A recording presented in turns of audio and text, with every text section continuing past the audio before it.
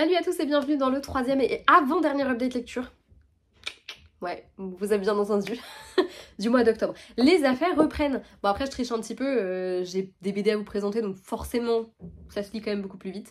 Mais ça fait du bien d'avoir enfin un mois qui est rempli de lecture parce que j'avoue que là ça faisait 3-4 mois que c'était... 3-4 mois j'exagère peut-être légèrement, mais ça faisait au moins depuis juillet que c'était pas ouf. Juillet, août, septembre, 3 mois. Ça va, j'étais quand même dans le vrai, voilà. Donc ça fait du bien d'avoir des petits livres à vous présenter. Et le premier n'est pas des moindres puisqu'il s'agit de Wendy Project de Osborne et Fish, publié chez... je sais plus... Étincelle, il y a décrit mais c'est pas ça. Étincelle, c'est une maison d'édition, c'est Étincelle, je crois pas, non. Ankama, voilà. C'est de ta collection, Étincelle. Voilà. Je vous avoue que quand j'ai lu le résumé, je ne m'attendais absolument pas à ça. Et je pense que c'est pas déconnant de vous raconter quand même l'histoire vraiment telle qu'elle et pas juste le résumé. Parce que je pense que j'aurais aimé en savoir un peu plus. Après ceci dit, j'ai peut-être été un peu con et peut-être que si j'avais regardé un peu plus la couverture, ça aurait pu me mettre sur la voie de Wendy, Peter Pan, tout ça. Voilà. Dans ce récit, on va suivre Wendy qui a survécu à un accident de voiture où elle était avec ses deux frères. Et il y en a un des deux qui a disparu. On n'a pas retrouvé son corps à ce jour et c'est assez pénible pour elle comme pour son autre frère qui était dans la voiture. Pour sa famille aussi, hein, on se doute bien, évidemment. D'autant plus que elle, Wendy, elle en est convaincue. Elle l'a vu s'envoler son frère. Pour elle, il n'a pas disparu, il est encore là, il ne faut pas abandonner les recherches, il est quelque part. Elle va évidemment chez une psychologue qui va lui faire remplir un carnet, etc. Et dans l'idée, c'est un petit peu censé être représenté par cette BD puisqu'on va avoir... un petit peu tout ce qu'elle va raconter dans ce carnet, on va la voir nous en format bande dessinée et on va la suivre dans ses élucubrations de pays imaginaires, tout ça. En plus elle va rencontrer un garçon dont le nom de famille est Peters. Vous le voyez venir, son frère qui a disparu il s'appelle Michael, l'autre il s'appelle John. Laissez-moi vous dire que Peter et ses enfants perdus là, ils sont pas très loin. Donc voilà, on va essayer un petit peu d'explorer toute la question du deuil et je trouve ça un tout petit peu dommage, pour être 100% honnête, qu'on n'en parle pas dans le résumé. Parce que moi, si on m'avait parlé de deuil dedans, je sais pas si je me serais lancée avec la même fougue dedans. Voilà, pas un soir, parce que moi ça m'a un peu foutu le cafard, pour être honnête avec vous. Bref, ce que j'ai beaucoup aimé dans cette BD quand même, parce que je l'ai beaucoup aimé, hein, attention, je tiens à le dire, c'est... Bon, là c'est un mauvais exemple, parce qu'évidemment ça ne fonctionne pas, et non mais je vais pas tomber sur une page que je veux vous montrer, hein. Il y a de la couleur partout. Parce que justement, elle est en noir et blanc cette BD, et voilà. Normalement, les petites pages sont en noir et blanc, et dès qu'il est plus ou moins question de ce pays imaginaire, qui du coup est représenté aussi par le carnet dans lequel elle va tout raconter, eh bien il y a de la couleur qui va apparaître. Voilà. Genre là. Voilà, donc on a vraiment ce pays imaginaire qui symbolise, on ne sait pas vraiment l'endroit où serait son frère.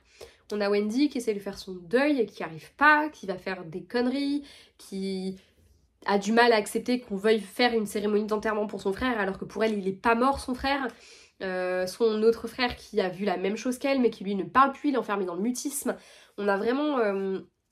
c'est vraiment... C'est une BD sur le deuil concrètement, donc forcément c'est assez particulier. Et en même temps c'est une BD qui va interroger l'imaginaire, qui va utiliser le monde de Peter Pan pour essayer un petit peu d'illustrer tout ça. C'est une BD qui est très belle, déjà parce que personnellement je trouve les dessins super jolis. J'aime beaucoup cet effet un peu brouillon qui va être apporté par l'absence de couleur. Et j'ai aimé justement le choix de la couleur qui tout simplement symbolise cette espèce d'imaginaire, cette espèce d'espoir aussi tout simplement de l'héroïne de retrouver son frère. Je veux pas trop vous en dire parce que j'ai pas envie de vous spoiler et que j'estime vraiment que c'est une BD qu'il faut découvrir par soi-même, mais j'estimais aussi que c'était terriblement difficile de ne pas vous parler du fait que c'était une BD qui traitait du deuil. Je vais vous lire ce qu'il y a écrit sur la quatrième couverture. Le lycée, c'est un peu le purgatoire de l'adolescence, un cloaque d'hormones et d'émotions duquel tout le monde cherche à s'échapper, et quand on pense avoir enfin trouvé un canot de sauvetage, on se retrouve perdu en mer. Alors vous m'excuserez, mais ça veut tout et rien dire. Moi je m'attendais vraiment à une histoire d'adolescente qui... Enfin, je ne m'attendais pas du tout à ce que dès les premières planches, il y ait un accident avec potentiellement des gamins qui meurent, quoi. Voilà. Ça, je m'y attendais pas et perso, ça me dérange un peu de ne pas avoir été attendu, enfin de ne pas avoir su à quoi m'attendre en me lançant dans ce livre. Après, est-ce qu'il n'y a pas des... Non, il n'y a pas de trigger warning. Après, c'est pas un BD qu'on trouve... Enfin, c'est pas un BD, putain, j'arrive pas à parler moi aujourd'hui. Hein. C'est pas une BD qu'on trouve non plus dans la... Dans le rayon jeunesse, hein. C'est pas une BD qui a vocation à être lue par des jeunes, enfin par des enfants en tout cas. Mais je trouve que c'est une interprétation hyper intéressante de la mort, etc. et de comment est-ce qu'on le vit. Et surtout, c'est hyper réaliste aussi de se dire... Enfin, de symboliser cet espoir que le petit frère il soit encore en vie par tout ça. Et en même temps, on est vraiment dans ce moment où est-ce que Wendy, elle a vraiment vu ça et est-ce que c'est réel? Est-ce que c'est son esprit qui a inventé ça pour la protéger? Et bien pour le savoir, il faudra lire le livre. Voilà. Et on reste dans de la BD avec encore une fois un sujet particulier. Dans le sens où il n'est pas forcément facile, mais il est vraiment super bien traité. Et c'est une BD mais trop belle. Voilà, juste trop belle. Il s'agit du Seul endroit, publié chez Glénat de Séverine Vidal et Marion Cluzel, qui va tout simplement nous raconter l'histoire de Léold, qui est née Léopoldine, qui pendant un temps a voulu se faire appeler Léo, et qui aujourd'hui se fait appeler Léold parce qu'il est non-binaire. Il commence à prendre d'ailleurs un traitement pour ressembler à un homme. Voilà, il est transgenre, il est dans cette phase de changement, il déménage, il essaye il essaye de comprendre, de se comprendre lui-même. C'est une histoire d'amour également, puisqu'il va tomber amoureux de sa voisine, de palier, dans son nouvel appartement. C'est une histoire d'acceptation, la sienne, envers lui-même, mais aussi celle de sa mère, qui a du mal encore, qui continue de le mégenrer, qui continue de l'appeler par son dead name, qui continue de pas comprendre et de l'afficher, parce qu'après elle a le droit aussi d'être malheureuse et de ne pas comprendre. Elle essaye, ce père qui essaye encore plus, qui lui va carrément... Enfin, le père, franchement, il m'a fait chialer pour de vrai, parce que j'ai vraiment aimé sa manière d'aider, de reconnaître quand il faisait de la merde. Il y a un moment où, je sais plus, je crois qu'il dit un truc qui était pas bien formulé, et il reconnaît, ah pardon, mais pourquoi du coup est-ce qu'il faut pas que je parle comme ça? Et je trouve que c'est génial. C'est une très... Enfin, je sais même pas comment en parler en fait, parce que je veux pas trop vous en dire, mais c'est un peu une BD tranche de vie. Bah par exemple... non, c'est plutôt dans ce sens-là. Voilà, ce petit truc là, je trouve que c'est super bien représenté. Avec Léold qui est vraiment entre les deux, qui est à la fois un peu il et elle, mais qui préfère qu'on le genre au masculin du coup quand même, mais qui ne sait pas vraiment où se situer. Qui se sent pas complètement masculin, mais qui est pas non plus une femme. Et puis on va avoir des petites tranches de vie comme ça. On a Léold qui écrit dans un journal, on va avoir... bah là voilà, ça le représente super bien parce que... il porte une jupe. Et en même temps il a de la barbe. Un début de barbe. Et c'est fantastique.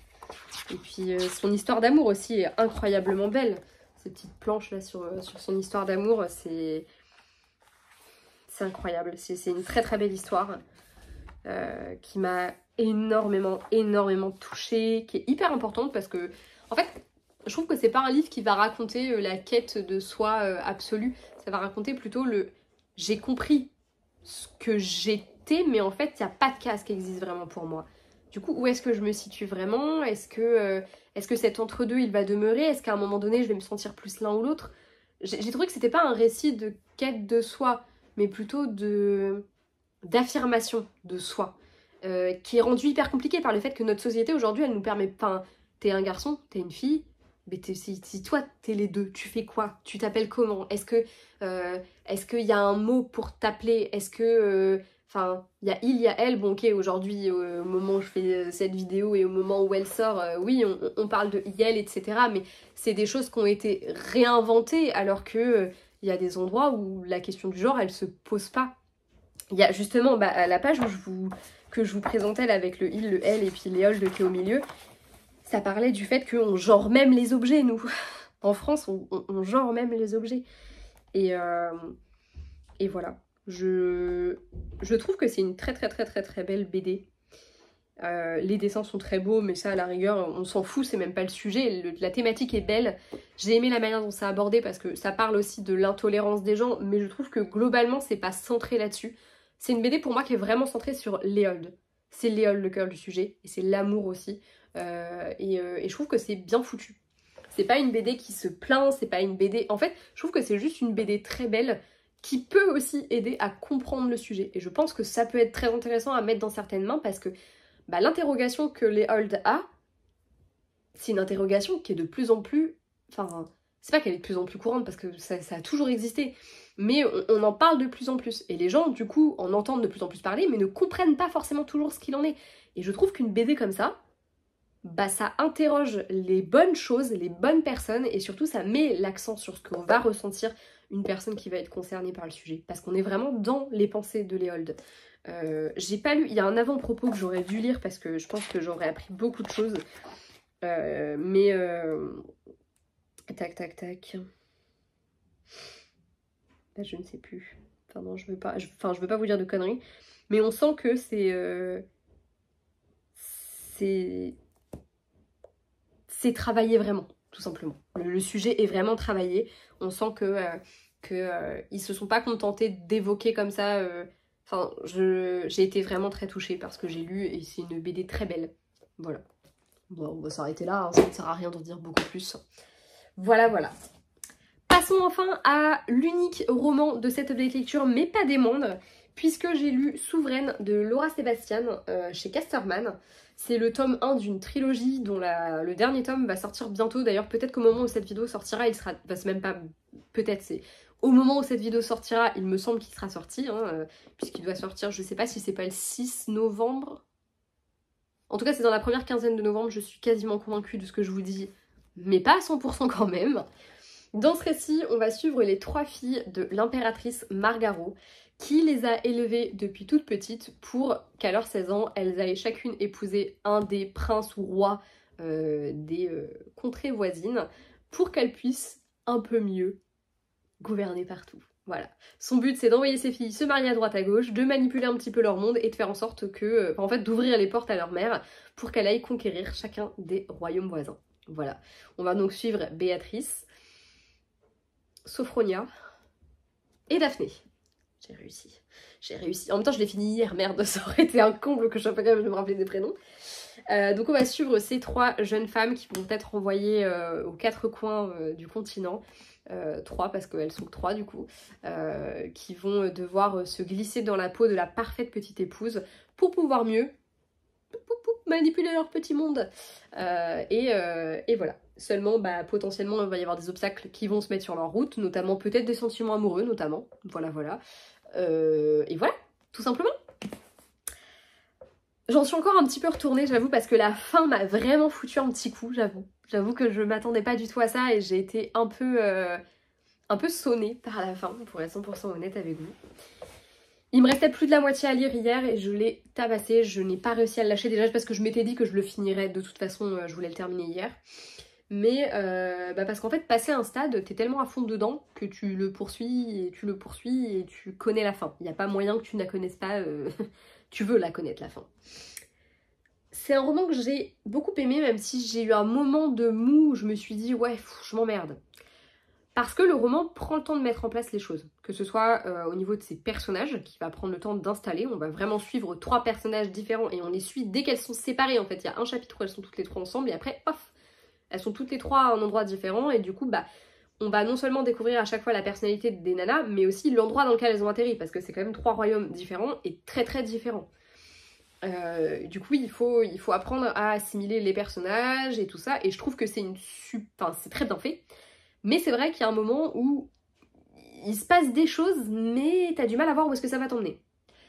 Et puis, petit à petit, ça s'accélère. Petit à petit, tu te rends compte que, potentiellement, c'est pas toujours toi qui tires les ficelles. Bah, tu te fais berner autant que les filles, quoi. Il y a eu 2-3 fois où je me suis dit, ah ouais, d'accord, ok, très bien, ok.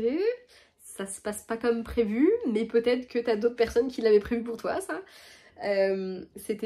Franchement c'était un super bon roman, j'ai beaucoup aimé. On est sur du très bon young adulte, hein. Franchement ça reste assez young adulte parce que bah encore une fois on est avec des personnages qui sont relativement jeunes. J'avais très peur au début parce que dans le résumé il y avait vraiment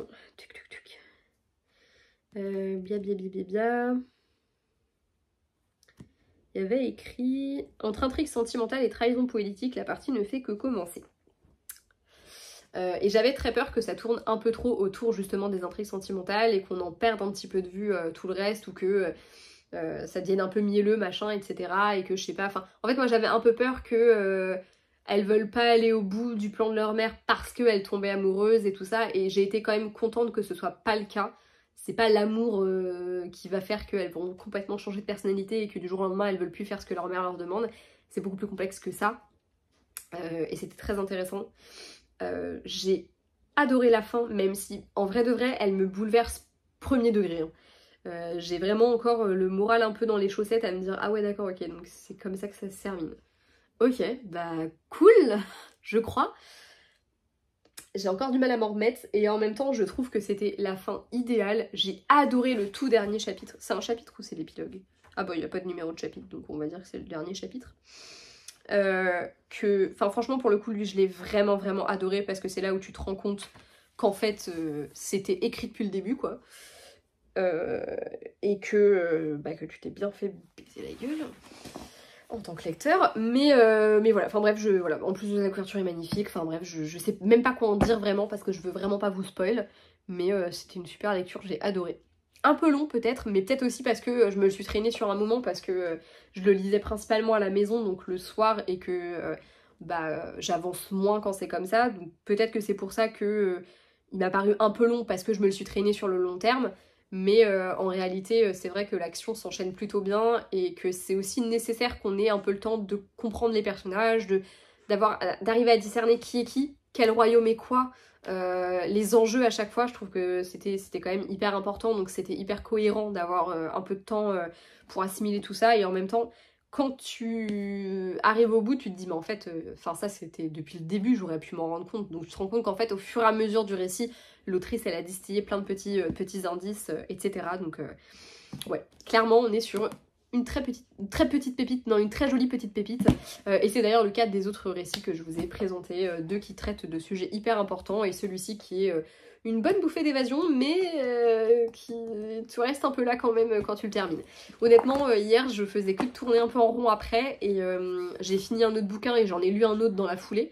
Et je me suis dit putain je me tâte quand même à attaquer le tome 2. Donc il y a moyen que je bouscule encore un petit peu la pile à lire de novembre. Et que le tome 2 je le lise parce que j'ai très envie d'en savoir plus. En tout cas si je le lis pas au mois de novembre, je le lirai au mois de décembre et au plus tard au mois de janvier. Mais je doute de réussir à tenir jusque là parce que pour le coup j'ai vraiment envie de connaître la suite.